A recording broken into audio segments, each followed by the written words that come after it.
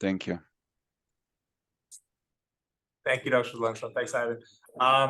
Thanks, everyone, for having me. Like Dr. Zelenko said, my name is Saurabh. I'm currently a cardiac surgery and structural heart fellow at Ottawa Heart Institute, working with the TAVI team and in the ORs, mostly with Dr. Munir Budwani, hence why I tagged along on this visit. Before this, I did my fellowship in Edmonton and did my residency in Hamilton. Hoping to start here in New Brunswick in July, August of next year. So today we're going to just discuss quickly valve sparing replacement. Dr. Budwani gave a very comprehensive talk yesterday, so some of it will be repetition of what he discussed last night. So I'll try to go through it in a little bit sort of quicker way, but also perhaps show a little bit different to what he's discussed before. For those of you who haven't met him yet, this is Dr. Budwani. I just want to thank him. 70% of the slides are actually his. So just want to thank him for providing me with those. So I could work on the presentation. If I say anything wrong, just please let me know. He's in the room. I appreciate that. So just going to have a quick primer on why we're here talking about the valve sparing, go through the evidence and then the outcomes, talk about sort of imaging requirements, both pre, intra, and post, and then just my own personal final thoughts when it comes to root surgery or aortic valve surgery. And then, of course, that's open to discussion as well as it was last night. So, we talked about this yesterday. Dr. Budwani mentioned, predominantly the patients that we're discussing today are the ones with severe aortic insufficiency as a primary problem. You don't want patients with heavy calcification. So the patients on the top right that we see in the OR are not the ones we're discussing here. It's the ones with the aortic insufficiency with minimal calcification of the aortic valve, with of course some exceptions, but for the large part, this is the population we're talking about. So the question is, why repair? In the younger population, especially when we talk about aortic valve in the context of patients under the age of 60, why not just put a mechanical valve in? It's a lower risk surgery. Every center and every surgeon should be able to provide you with an aortic valve replacement with a mechanical valve. It's touted as long-term durability, right? As long as you're on anticoagulation, you can go for years and years. And when I say less risk of reoperation, I don't mean the reoperative risk itself is low, but I mean the chances of needing a reoperation are lower given the mechanical valve. It comes with its problems though. So I already mentioned it, lifelong anticoagulation. And the problem with the anticoagulation is really the only medication we have is warfarin. INR targets that we're aiming right now come from poor evidence. They really do. We don't actually have good evidence to show that INRs of 1.5 to 2 or 2 to 3 or 2.5 to 3.5, depending on which guidelines you look at, actually make a difference. The other thing is, in the best of hands, in the best of follow-up clinics around the world, the time in therapeutic range for patients with mechanical aortic valve is less than 75%. So, warfarin comes with its own problem. And Dr. Budwani touched on this last night. The idea of a mechanical aortic valve then lasting you for the rest of your life. Well, what does the rest of your life actually mean? There's been multiple studies that show patients who end up getting a mechanical aortic valve have a much lower life expectancy than patients of the same age living with their normal valve or even a Ross procedure or a repaired valve. The most recent study of this was out of the group in Europe, Tackenberg et al., that did a microsimulation over 5,700 patients who had mechanical aortic valve from 18 to 55 years of age.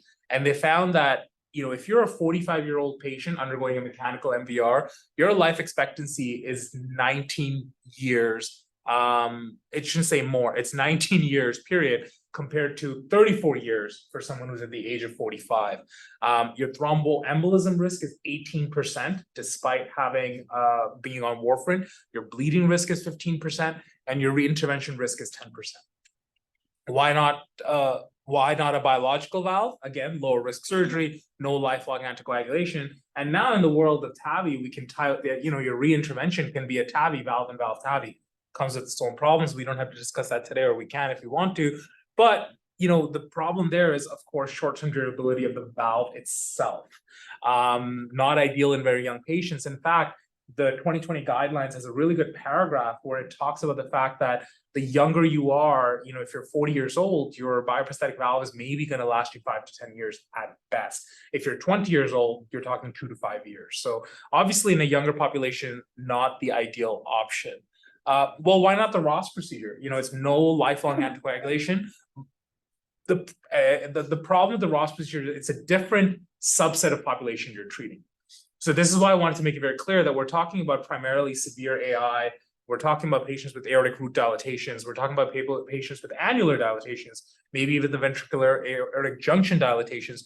That's not the patient that is getting a Ross. The patient that's getting the Ross is primarily aortic stenosis patient, maybe some AI patient as long as primary leaflet pathology.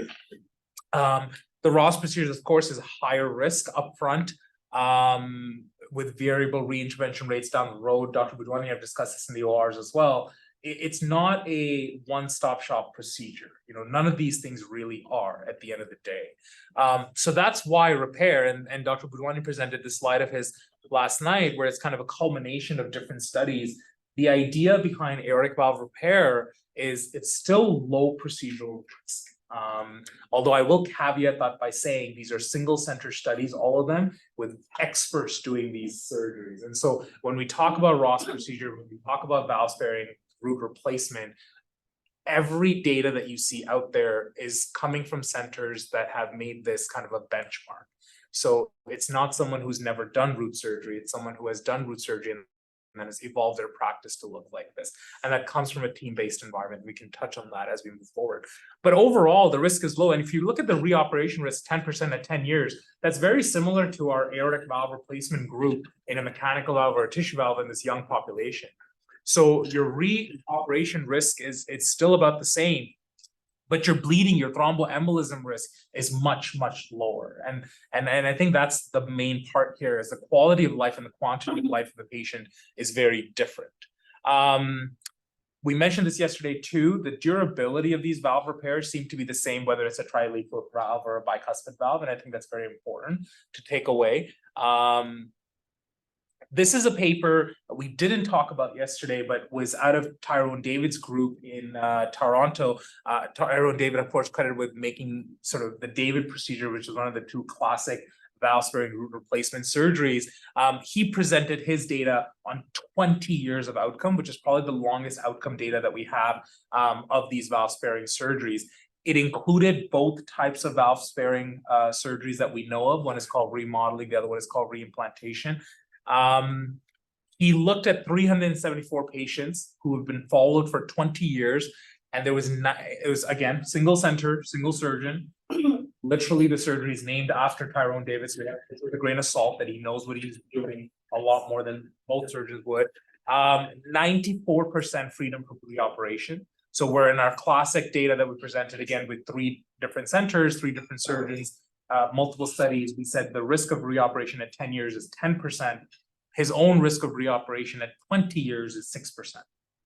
70% survival. So again, at 30% of these patients were not alive 20 years out the gate. And I think the takeaway there is expertise matters, and building a team with this expertise matters a lot as well. And I'm talking about the team. I don't mean just having a Tyrone David or a Munir Budwani or an Al Khoury, but you also need the cardiologist, the anesthetist to go with that team to support you. This is another paper that came out of Tabor and Kirchhoff's group in 2019. And it basically showed that your survival at 1 year was 99%, excellent survival as we would expect with any sort of surgical cohort, 92% at 5 years, and 75% at 10 years. There we go. Sorry, 1 second. Maybe that'll be better. There we go. They looked at 303 consecutive patients and found that survival, which is at the top right there, overall survival, kind of starts to drop off at 10 years in this population. And that begs the question, did they need reintervention earlier? But maybe not, because freedom from valve-related death itself was actually 96.5% at 10 years in their group. So that's the other thing we have to be very careful about, is that when we talk about survival in this population, they have aortopathies potentially, they have other comorbidities as well. So a death at 10 years doesn't necessarily mean it's because the valve failed. And so it was really nice to see this data where freedom from valve-related death itself was actually quite low at 10 years.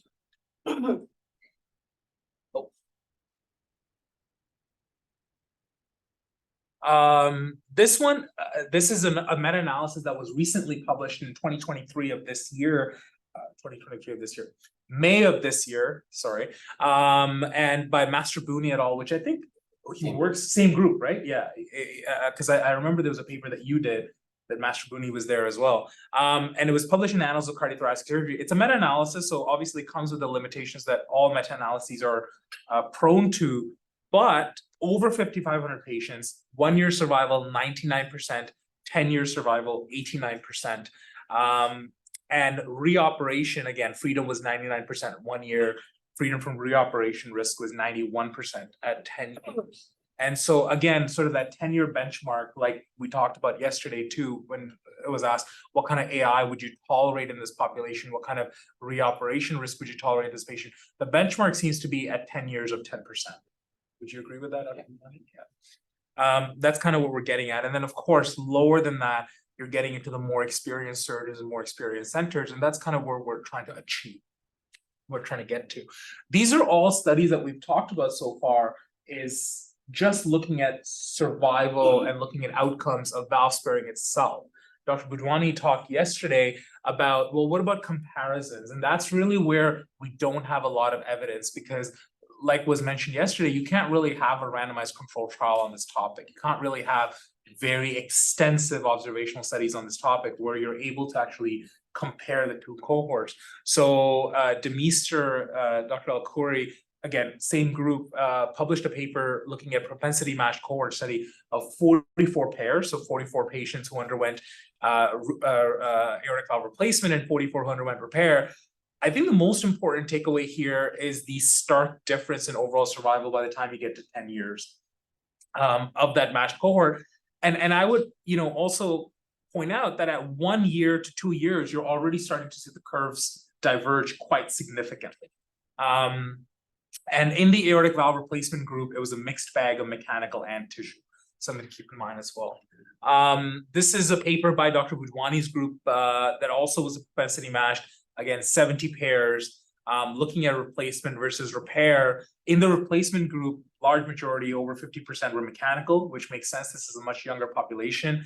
4% were homograft and 41% were tissues. I think homografts are now becoming a more and more rare phenomenon. In my training so far, I've seen them more in root endocarditis cases in young patients who perhaps need, something a lot more extensive done, and that's when we bring a homograft in. I don't know if you have the same approach. Or homographs? It's the same. There was a period in the 90s, even late 90s, at our center where homographs were in vogue, and so they were put in for straightforward AI in some instances. But you're right, they're not used for that purpose anymore. Okay, fair. The takeaway here was that there's a lower risk of valve-related complications with repair when you compare it to replacement at 10 years. And I think that's the distinction to make here, is valve-related complications, valve-related survival. It's difficult to ascertain, of course. You have to follow patients looking specifically at that, but it's very important to ascertain that, because like we talked about with mechanical valve, with tissue valves, you do have those long-term complications that continue on from the day of implantation, whether that be structural valve deterioration in the case of a tissue valve, or thromboembolism and bleeding risk in the case of a mechanical valve, which are all negated here. So really here, what it comes down to is the durability of your repair, rather than those extraneous circumstances. This is a case that Dr. Budwani discussed at cardiac surgery teaching grounds, the National Cardiac Surgery Teaching Grounds.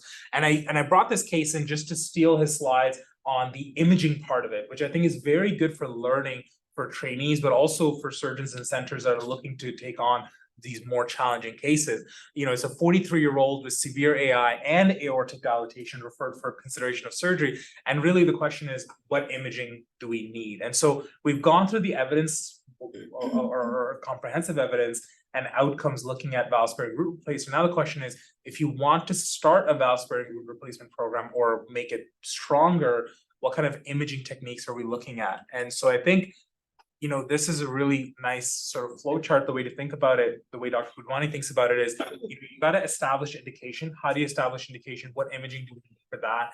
So when we get our referrals from the cardiology colleagues or from our internal medicine colleagues, what kind of imaging could they be looking at before sending them over. And then from a surgical perspective, when the patient's, in our office, what kind of imaging do we need to look at to predict the repairability of this? Very similar to what we do in the mitral valve repair population.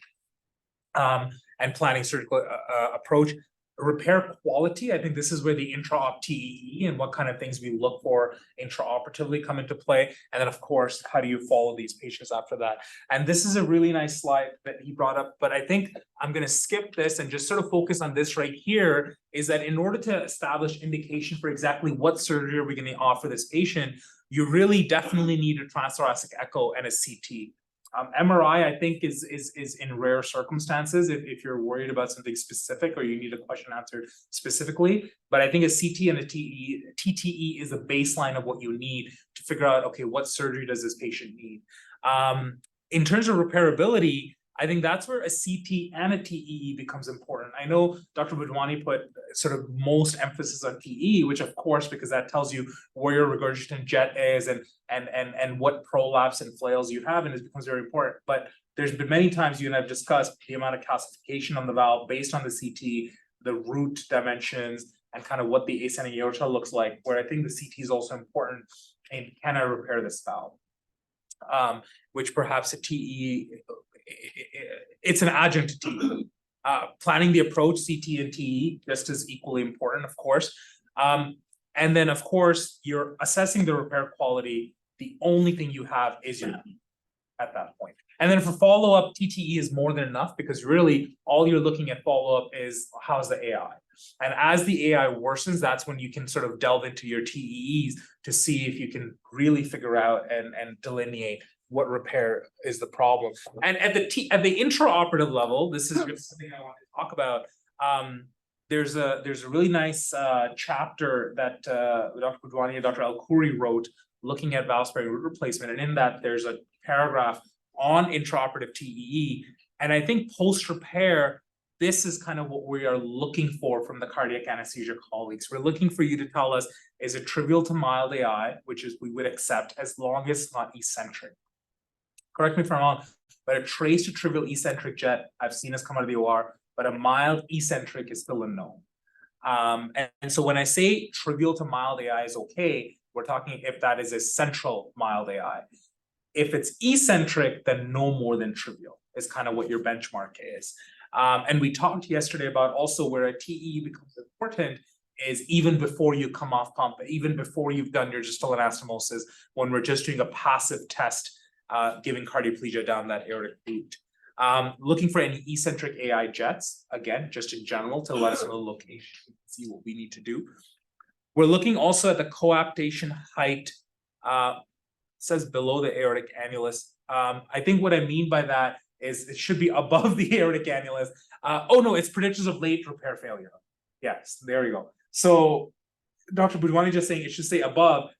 It's a double negative. What I mean there is if your coaptation height, your coapting leaflets are below the annulus, that's a predictor of late repair failure. So you could have no AI, but your coaptation of your aortic valve is still below the annulus, which means you can come out of the OR with no AI, but you'll have predictability, you will have repair failure down the road quickly. And so it needs to be above the annulus, and the amount of cusps that are coapting. So that's where those images come into play. That coaptation height, the CH, needs to be at least 5 millimeters. If it's less than 5 millimeters, then that's also a predictor of failure down the road. One semantics, the nomenclature, the CH is actually CL. CL. It's the coaptation length. Yeah. Versus the height that you're talking about, which is where it is relative to the.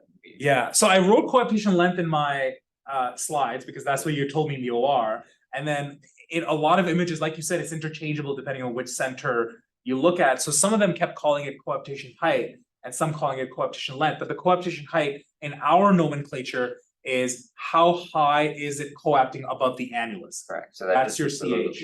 Yeah. And that's the area below the leaflets. So between like where that red arrow ends and that yellow arrow begins, that's coaptation height.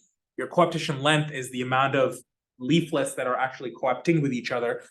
And so your effective height should be 9 millimeters or more. essentially. And which means if your coaptation length is 5 millimeters, you want your coaptation height to be around 4. But again, those are sort of getting into fine semantic, but intraoperatively, this is kind of what we're looking for from an imaging perspective. And so really just my final thoughts that, I think there is evidence that is in favor of valve sparing root replacement. It exists. The outcomes of VSR are better than replacement, improving with wider adoption. And of course, the most important thing is to build a team around you and slowly grow a program and learn and develop these expertise, as it is with any, I would say, niche within cardiac surgery. And I think if you are a team that's looking to do aortic surgery, that is looking to offer these things, we kind of had this conversation yesterday after the talk was done, but you need to be able to cater to the patient and have the entire toolkit and be able to pick the tools that you need for the patient on the table. And it's not just a conversation about, is this valve repairable? It's also a conversation about what does this patient need in terms of how old they are, what is doable in this patient, do they need a replacement? Do they need a room enlargement? Do they need Bentals, valve sparing, a Ross procedure, or TAVR?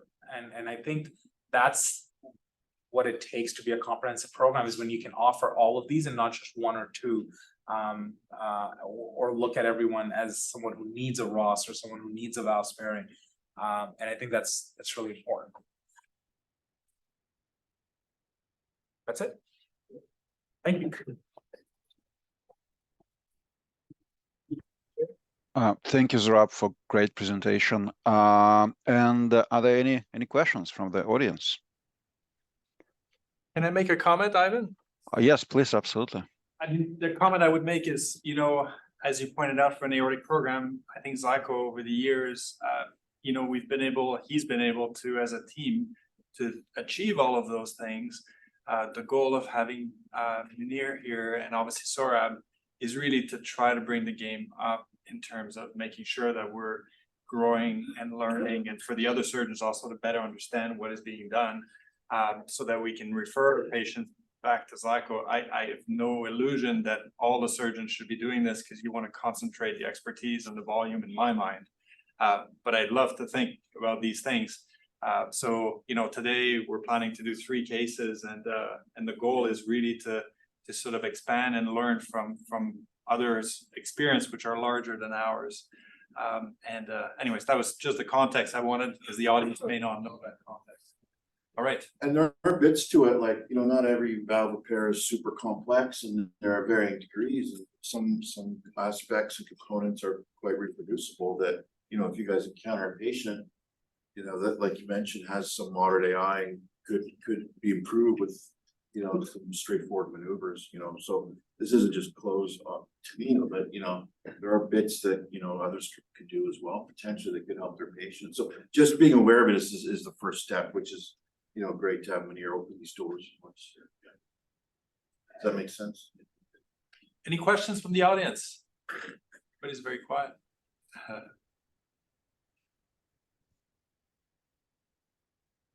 Now, my question is around surveillance after. So I know we mentioned a little bit, and we talked a little bit last night.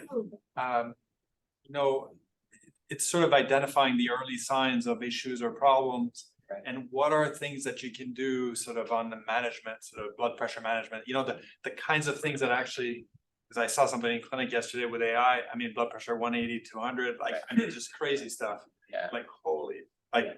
These are the kinds of things in my mind, aggressive management, at least you'd have some improvement potentially in symptoms. Yeah. Anyways, just your thoughts. Yeah, I think, first comment is, I think that this type of surgery is still relatively new in terms of, where things are in cardiac surgery, and especially with the program that's stopped trying to, achieve that excellence. I think follow-up of all these patients is very important. Now, when we leave the operating room, the intraop TE becomes kind of that gold standard of predicting.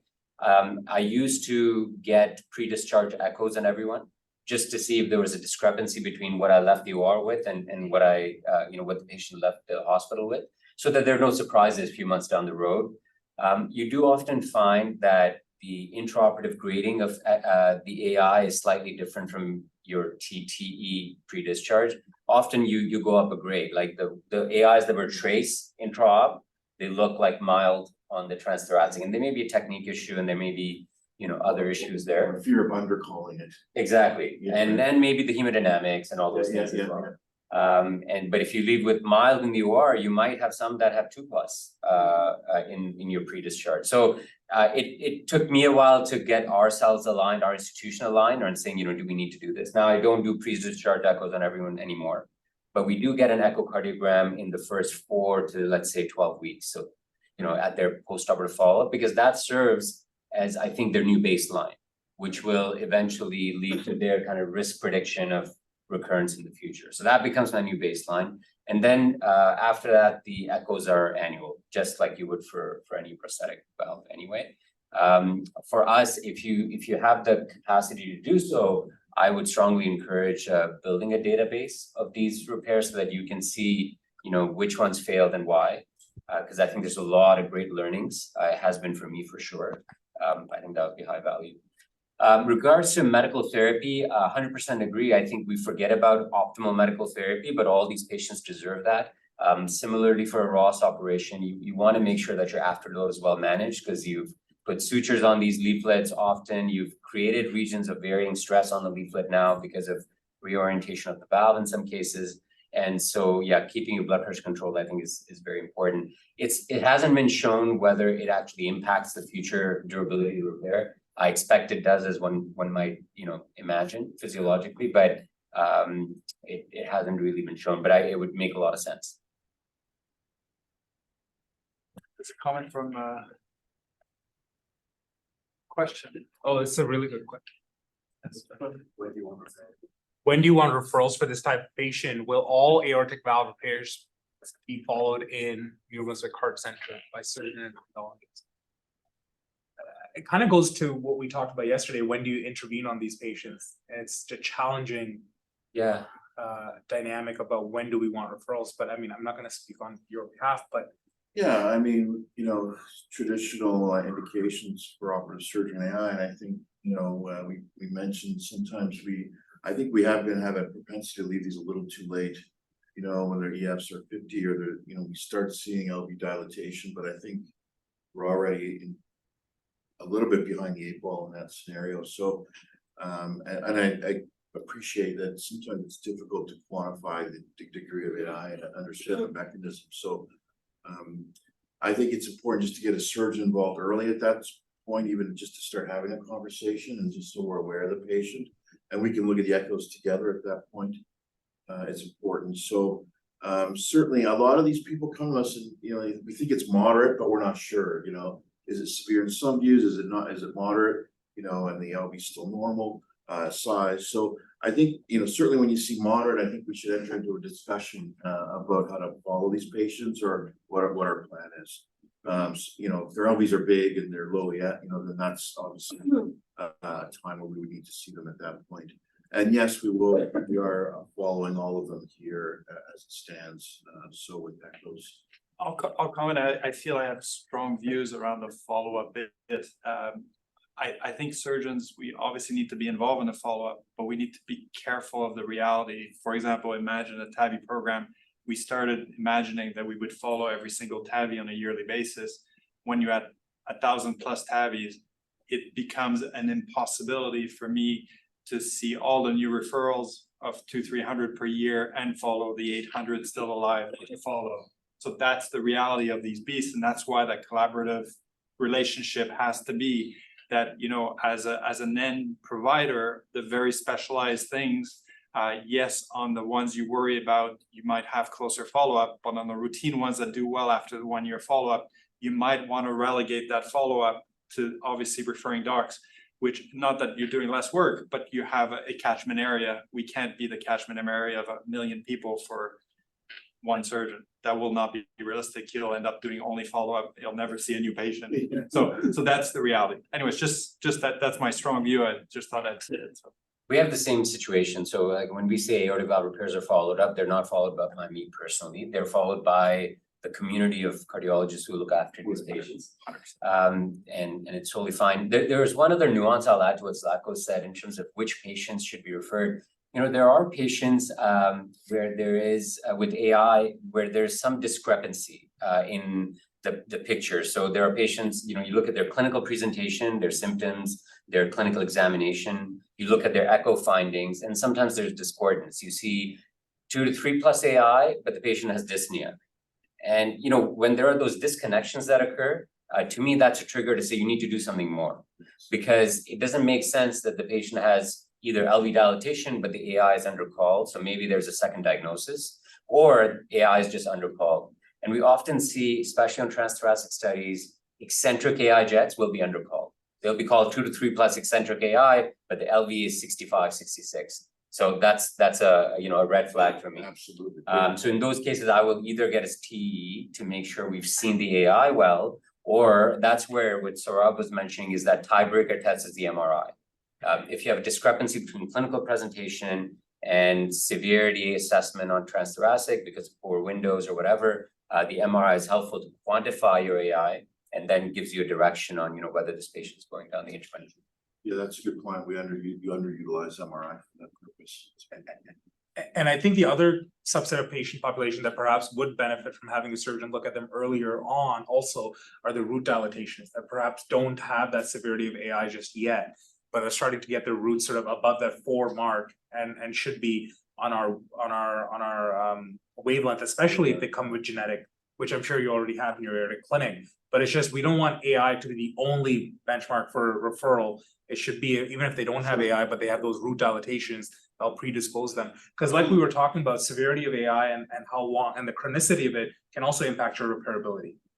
We saw with those leaflets. So if we can catch these patients before they even get to that stage, just based on their root dilatation, that's an ideal case scenario. Yeah, I'd caution you again on the root dilatation, because if you, let's say, put 4 centimeter, you'll get 400 referrals a year. Within 2 years, you'll be seeing 800 follow-up. No, I'm just being realistic. Stuff, That's the reality. It's just one of you. Yeah. So you have to set criteria. So Right. So 4 may not be, but maybe 4.5, 4.7, 4.8 with associated valve pathology. So you need. This is where the education, the engagement of our referring guys is really, really important, and we need to set out these networks in the province to allow us to all work together towards a common goal. Sorry, I'm fair. No, that's totally Right, fair. no. Thanks, Yeah. Saurabh. Okay, perfect. Thank you. Thank you, everyone. We'll see you next week. Thank you. Right, you can end, yeah.